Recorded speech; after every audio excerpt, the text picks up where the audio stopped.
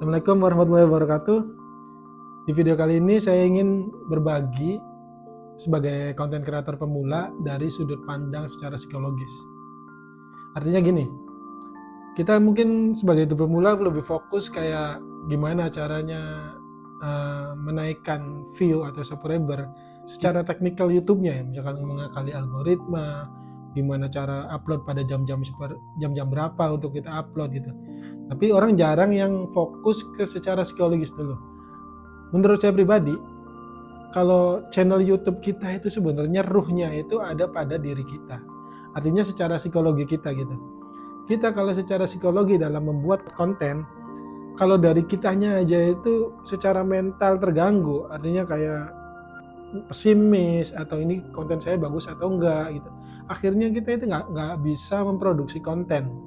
Jangankan memproduksi, artinya kita nggak ngapa-ngapain, artinya kita hanya terjebak ke pemikiran-pemikiran kita yang ketakutan, khawatiran. Akhirnya kita ya nggak gerak-gerak di situ-situ aja. Sekarang kita langsung aja ke intinya ya, tentang mindset apa aja yang secara psikologis untuk konten kreator pemula. Menurut saya yang pertama itu kita harus memproduksi video atau konten yang kita ingin buat itu atas dasar suka dulu. Jadi bukan karena melihat tren, oh ini lagi rame, oh ini lagi trending seperti itu terus kita ikutin gitu. Ya sebenarnya sah-sah aja sih kalau kita punya prinsip seperti itu, artinya kita bikin konten itu atas dasar itu, ya itu terserah kalian sih. Cuma ini secara pribadi saya sih lebih baik apa yang kita suka dulu, karena segala sesuatu kalau di atas dasar suka itu kita lepas, artinya nggak ada tekanan, nggak ada tuntutan harus ini harus itu. Yang penting kita tetap dalam koridor konten yang bermanfaat, tidak berdampak buruk orang lain. Mau itu nanti ketika kita memproduksi konten apa yang kita buat ini, entah itu nanti yang nonton sedikit atau yang nonton banyak, kita nggak terbebani karena kita melakukannya dengan rasa suka dulu gitu. Mungkin untuk konten kreator pemula, apalagi youtuber yang baru itu emang nggak munafik sih, pasti nyari cuan, artinya nyari duit. Karena apalagi kita sering ya ngeliat di beranda-beranda itu banyak konten kreator yang bilang, saya dapat 100 subscriber dalam waktu 3 hari, atau saya dapat sebulan dapat 50 juta hanya upload video gini doang gitu. Nah yang seperti itu kadang emang sih membangkitkan semangat, kayak dia bisa kok, saya nggak bisa gitu. Akhirnya bikin konten, dia berharap seperti itu. Padahal setiap orang atau enggak konten kreator itu mempunyai timeline yang berbeda-beda loh. Banyak juga konten kreator yang mungkin asal-asalan ternyata meledak. Ada yang dengan niat bikin konten yang bagus ternyata sepi gitu. Nah yang hal-hal seperti itu kalau kita berdasarkan atas dasar itu, bukan karena atas dasar suka, pasti kita akan stres, yang menimbulkan kita ketika pengen bikin konten itu khawatir, was-was dan sebagainya lah. Dan kita ini tidak all out gitu, idenya itu dibatasi karena hal-hal tersebut. Karena kita berharap ini ketika kita bikin video pokoknya harus viral atau enggak harus trending, harus secara algoritma harus bagus, waktu yang nontonnya banyak itu dan sebagainya lah. Itu yang bisa menghambat menurut saya kalau kita bikin konten tanpa dasar suka dulu. Itu malah justru akan menghambat produksi atau enggak produktivitas kita gitu dalam membuat konten. Nah kita masuk ke poin yang kedua, mindset yang kedua kita sebagai content creator. Yang kedua itu adalah kita fokus pada produksi konten yang nggak usah ribet-ribet, nggak usah yang sempurna, atau kalau kita kadang membandingkan dengan video orang lain gitu harus seperti itu, jangan.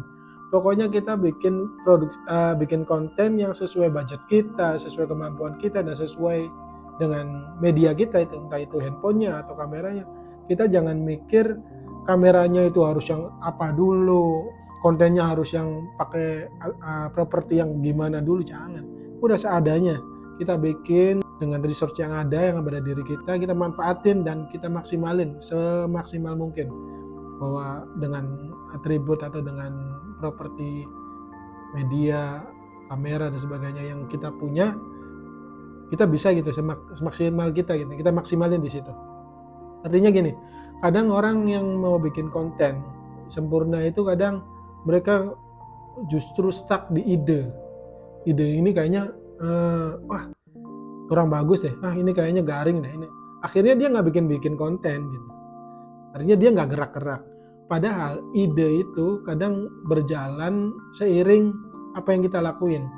Artinya kita bikin konten yang kelihatannya sederhana, ketika kita sedang melakukan itu tuh timbul ide. Oh iya, ternyata bikin konten ini kayaknya bagus nih, coba ah. Oh iya ini, jadi sambil berjalan itu kita nanti bisa mengevaluasi sendiri. Ada kok contohnya menurut saya contohnya itu untuk YouTuber yang besar itu yang tadinya kontennya apa, terus akhirnya ternyata dia lebih sukses di konten-konten tersebut. Contohnya Bobon Santoso ya. Kita lihat dulu itu dia kan bikin konten yang istilahnya 21 plus lah, bercanda-bercandaan gitu lah setahu saya ya istilahnya. Sekarang ini kan hebat sekali ya, dia sekarang bikin suatu konten yang sangat positif dan berdampak buat orang banyak gitu, yaitu bikin masak-masakan besar gitu dan dia berbagi dan sebagainya. Nah, ide Bonbon Santoso untuk membuat ide konten tersebut itu nggak semata-mata oh ya saya bikin itu, enggak. Dia berproses dulu, dia bikin konten kayak challenge, bikin konten komedi dan sebagainya, dia berjalan, akhirnya ketemu tuh ide itu. Nah, maksud saya seperti itu, kita ketika bikin konten itu nggak harus langsung pada tujuan atau dengan sesuatu konten yang sempurna dulu. Kita jalanin dulu apa yang ada, nanti ketika berjalan itu kita akan nemuin dari hasil pengalaman, evaluasi atau kesalahan-kesalahan yang kita perbuat itu akan menyempurnakan konten-konten berikutnya gitu. Kalau kita mau belajar dari pengalaman-pengalaman kita. Nah, sekarang kita lanjut ke poin ketiga ya. Ketiga itu kita ketika membuat suatu konten di YouTube atau di platform lain, kita jangan fokus pada view atau pengikut atau subscriber ya. Artinya jangan kita fokus ke situ, jangan kita kalau dapat view sedikit terus kita kecewa, tidak puas dan sebagainya. Kita lebih fokus ke dampak pada penonton atas konten kita. Artinya kalau kita berdasarkan seperti itu, kepuasannya itu lebih bernilai. Artinya kita menurut saya sih egois ya, kalau kita bikin konten pengen banyak view yang banyak tapi kita tidak memikirkan dampak pada penonton kita, penonton atas konten-konten kita. Menurut saya itu egois ya, artinya dia pengen menang sendiri gitu, dia pengen sukses sendiri tapi dia nggak memikirkan orang yang menonton konten kita ini dampaknya nanti seperti apa bagi mereka. Maka dari itu kita ketika bikin konten, udah kita bikin fokus, bikin konten yang bagus dan mempunyai dampak. Dan dengan bermindset seperti ini juga itu sangat bagus loh. Artinya penonton kalau ketika menonton konten kita dia merasa mempunyai dampak yang positif, pasti dia akan subscribe dan pasti dia akan nonton sampai selesai video kita. Untuk itu fokusin kepada dampak. Konten kita itu harus berkualitas, bukan secara gambarnya bagus atau apa, tapi ada isinya atau tidak, menghibur atau tidak. Kalaupun menghibur ada batasan-batasan apa yang tidak boleh kita contohkan buat mereka, buat yang menonton kita.